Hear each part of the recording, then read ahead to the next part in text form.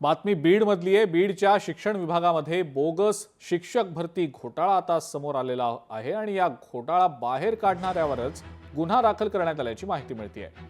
प्रकरण दाबण्यासाठी खोटे गुन्हे दाखल करण्यात आल्याचं तक्रारदार सादेक इनामदार यांनी माहिती देत सांगितलंय।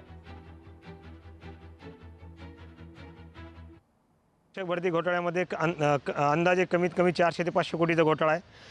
बोगस स्वाक्षऱ्याच्या आधारे ही या ठिकाणी 2012च्या पूर्व नोकरी दाखवली आणि त्याच्यामध्ये खूप शिक्षकांच्या या ठिकाणी भरती केली आणि त्याचं थकीत वेतन बी करोडो रुपयामध्ये प्रत्येक संस्थेनं काढलेलं आहे। आणि याच्यामध्ये SIT दादा भुसे साहेबांनी IAS आणि IPS दर्जाच्या लोकांमार्फत या बीड जिल्ह्याच्या शिक्षक भरती घोटाळ्यासंदर्भात या ठिकाणी ते चौकशी करण्यासाठी नियुक्त केलेले अधिकारी आहेत। तात्काळ याच्यामध्ये लवकरच चौकशी या ठिकाणी सुरू होणार आहे। त्या ठिकाणी मी सर्व पुरावे या ठिकाणी देणार आहे। परंतु हे माझ्यावरती हे पूर्ण प्रकरण दाबण्यासाठी या ठिकाणी हा माझ्यावर खोटा गुन्हा दाखल केलेला आहे। परंतु या गुन्ह्याला कुठेही मी न करता मी या ठिकाणी लोकशाही मार्गाने लढणार आहे। मला बीड जिल्ह्यामधल्या पूर्ण सामाजिक संघटनेचा पाठिंबा आहे।